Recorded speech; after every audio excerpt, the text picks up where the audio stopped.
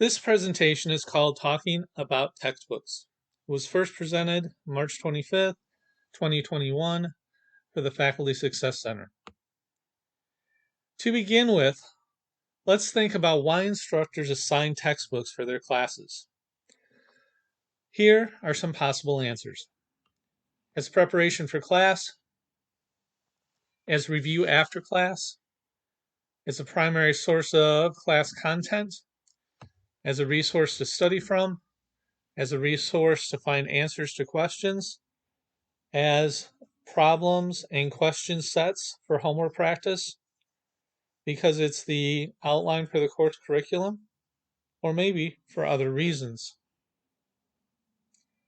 Now that we have thought about why we assign textbooks, let's think about how students use textbooks.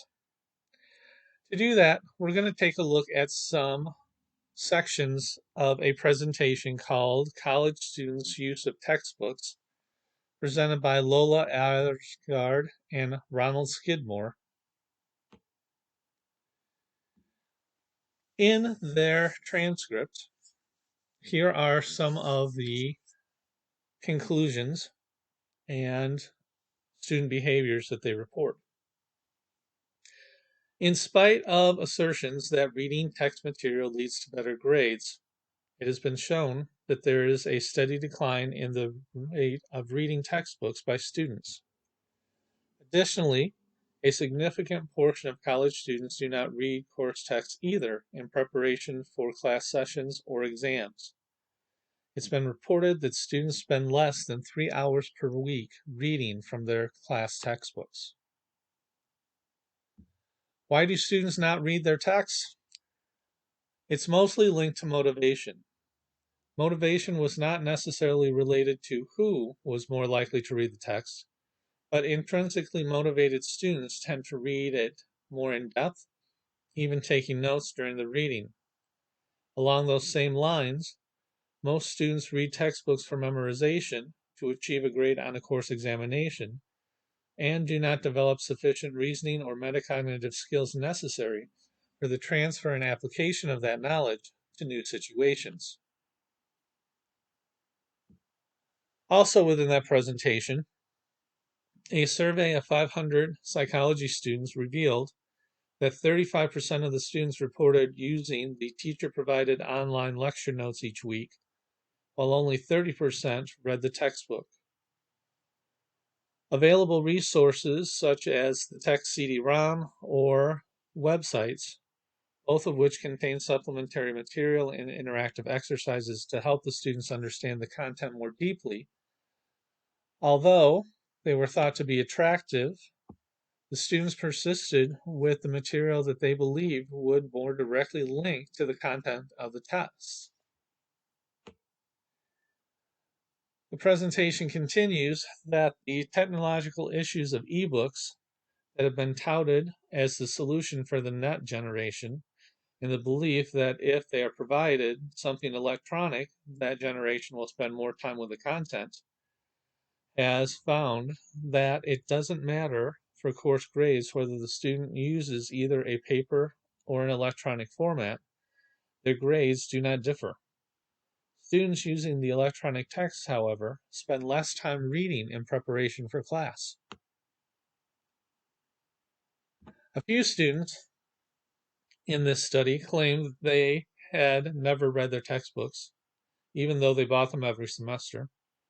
Other students used them to some extent in some classes, and that depended a lot on the class and what use the teacher made of the text. Students who opened the text at all mostly didn't read the actual text. They looked at keywords, the summary at the end of the chapter, the charts and the graphs. The text was almost a supplement to the lecture. And here are some specific student comments that were quoted in that presentation. I use the questions at the end of the section to focus on what I need to study. He tends to hit the information in the review questions. Reading the text is not that important, but having the textbook to refer to is essential for some courses. I look through the book to see if there are other detailed explanations or a picture or something that can help me. I don't crack open the book that often. I get more from the teacher than reading about it. I need to see the teacher put notes up. I don't retain information well if it's read. I've tried to read the textbook for the class. I took notes and highlighted for the first chapter, but after the first 2 weeks, I get busy and don't read it any longer. Some people learn from textbooks but with me, I would rather hear it in class. Getting a book can help get a higher grade, but generally they say if we didn't discuss it, then it won't be on the test. The lengthy portions of reading make you zone out and you don't comprehend it. Reading is the last priority you might do if you have time left over. Now that we've looked at those student comments, we need to think about a couple of things. One of them is that the comments really suggest that if a student does not see the connection between the textbook and the class, they are less likely to use it. Also, it seems to suggest that students would prefer having their information condensed down instead of taking the time to read through it and condense it on their own. Thinking about that takes us to the question about what are the reading strategies that these students are using? Because we want to use those best reading strategies as we think about using the textbook in our class and hopefully reinforcing the behaviors of reading the book and learning from the book. The four most common reading strategies students use are Googling it, using the internet to search for the answer. That sometimes becomes problematic when the answers on the internet are not in depth or whether they come from a different context. Scanning and skimming, which are usually used together. Scanning through a text to find keywords that are related to a question or information the student needs, and then skim reading the sentences around those keywords to see if they can find the answer. When instructors talk about reading the textbook, most often they're talking about study reading. Study reading is a type of reading where there is some activity before the reading process to engage the reader, activity during the reading process to condense, refine the information, and connect it with what they already know, and after reading, where students review and rehearse the information they've read to memorize it, reinforce it, and connect it with newer information that will come later. Let's take a look at the study reading process more specifically. And once we understand that process, hopefully we can use some of those strategies that they talk about in the process of study reading in our classrooms. What I'm presenting to you now comes from How Can I Organize My Textbook Reading? And it comes from Purdue University. I have chosen specific parts of that document to present to you here. The first part talks about before beginning the reading process. Before beginning the reading process, that's where students should preview or survey the text. They want to figure out the organization of the text and to figure out a way to motivate themselves to read and maintain concentration as they are reading. The idea of previewing is not to understand the text as a whole, but to get a general concept of what the author is going to talk about as they read it. This gives them a chance to build on the ideas from the previous chapter and their background information and gives them a purpose for reading. As they preview the textbook, what they're looking at are the chapter title, chapter outline, major and minor subheadings, diagrams, figures, graphs and caption, bold print, summary questions, study questions, and any gloss terms.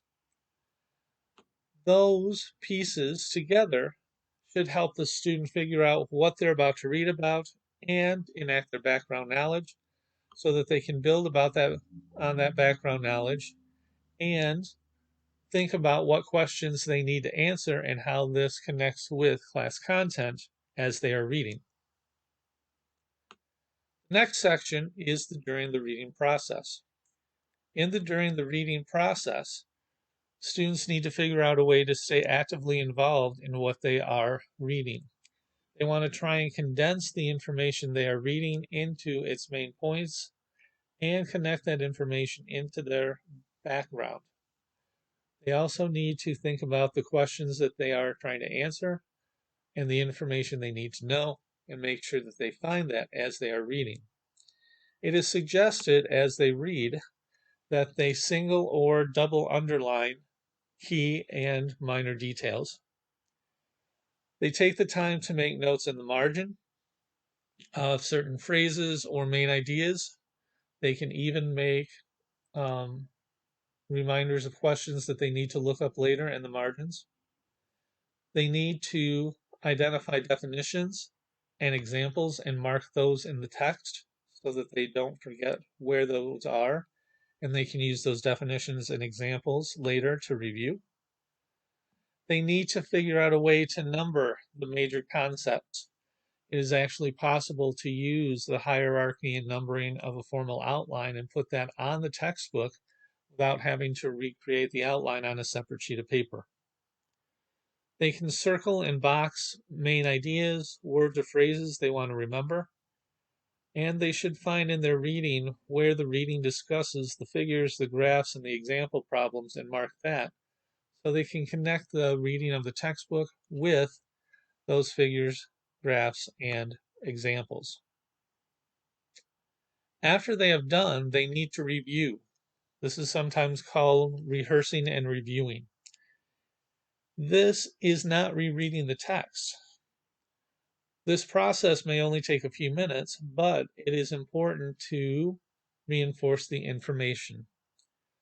The first thing students can do is to review those headings and subheadings, see if they can recall and retell to themselves the information they've read in that passage. After they have done that, they can reread the words and phrases they have underlined to make sure that they've included those in their mental review. They can take the time to read the summary at the end of the chapter, stopping after every sentence in the summary and explaining what that sentence means and add detail. And they can work on reducing the underlines and annotations to further condense and refine that information, as well as connecting that information with content that they have read since their first reading. Now that we know what the 3 stages of the study process are, we can ask ourselves the question, how can instructors encourage better textbook use? One of the answers is making sure that those stages of the reading process are reinforced and find their way into our classroom. The first thing an instructor can do is to know their own textbook and communicate the features of that textbook to their students early on. This prevents the students from having to figure out the textbook and figure out how to use it on their own. An instructor can talk to the students about the organization of the book, explain to the students how it is written, show them and point out the resources that the textbook holds, explain why you are using it, and tell the students how to sort out the essential information in the book from the information that is nice to know. Once you've communicated these basic text structures to your students, the next thing to think about is communicating to the students how to best use the textbook in your classroom. Why did you assign the book? And how should they use the book? Tell them how the book and the class content work together, how the book and the class content will find their way onto the examinations in the text, and tell them how to use that book in between classes, what they should do on those days off in between the Monday and Wednesday class to use that book to study and learn from. Once students know the best way to learn from the book, there are better chances that they will use the book as you've suggested. You can use the textbook as you set up your class structure. As you're setting up and organizing the course, the table of contents from your textbook can actually help you to do that. You can use the same titles from the book as you set up the titles and sections of your syllabus and your class agendas. When you use those titles, remember to add the page numbers from your text. That'll further encourage your students to look in the book. Let students know when it's best and how to read the book. Do you want them to read the textbook before class so they have that prior background that you can build on in the class? Or are you using the textbook to review and reinforce what you talk about in class and the activities you do in class? Create specific agendas for students on the days they are not in class and give them assignments so that they know what to do each of those days to review for class. Identify what of the class content and what of the textbook is factual information, what of it is procedural information that they'll need to know the steps in order to perform, and what of it is theoretical application that they will need to apply to situations. Show students how to identify each of these different types of content in your textbook. Furthermore, you can use the book during class. Have students review parts of the book. Have students talk about the book. Have students pull out the book to look at specific examples or at graphs and diagrams during your class lectures. This will reinforce the idea that the textbook is part of the learning process.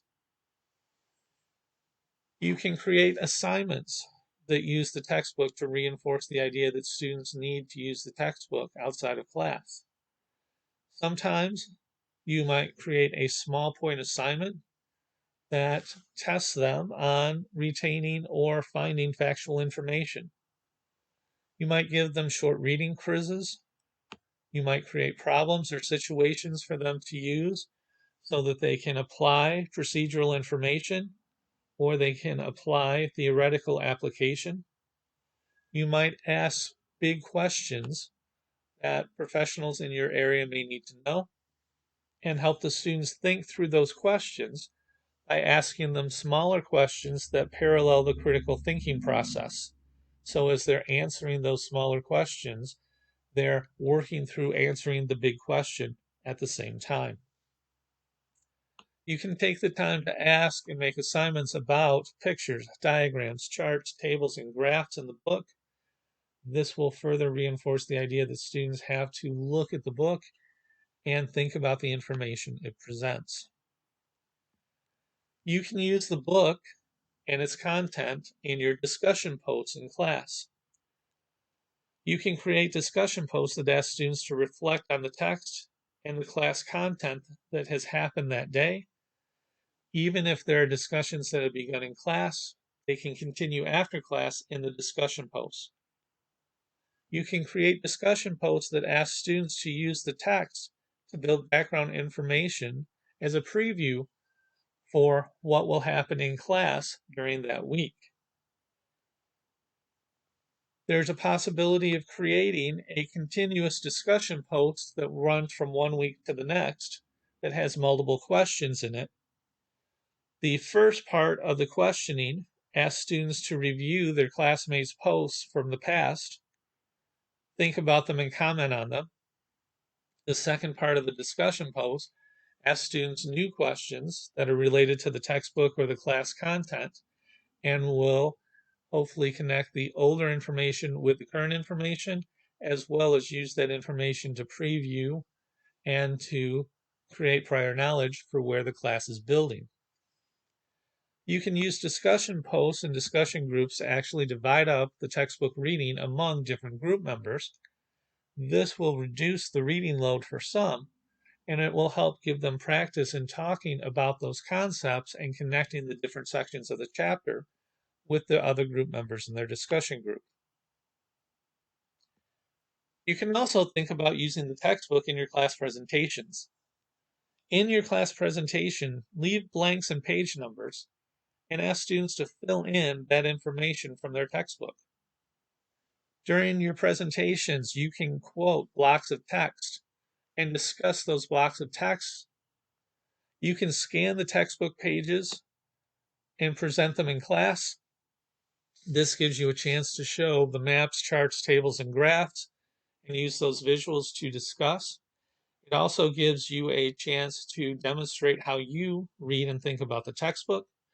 It gives you a chance to demonstrate how you outline, highlight, and annotate the textbook in class as you annotate the text during your presentation. With your presentation, remember to include page numbers and titles as you work through the presentation so they can connect the textbook and your presentation better. During your presentation, the chapter objectives, the study questions, and the summary points can all be used in the presentation to help you present the information as well as help connect the text and your presentation together so the students better see the connection.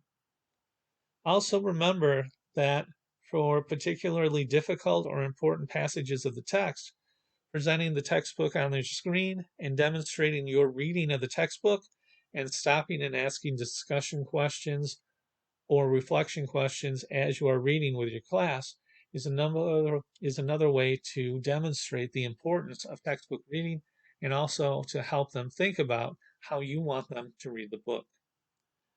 I hope these suggestions are helpful and that they have given you some ideas for rethinking how you can connect the textbook for your class, the presentation in your class, and encourage and motivate your students to use the textbook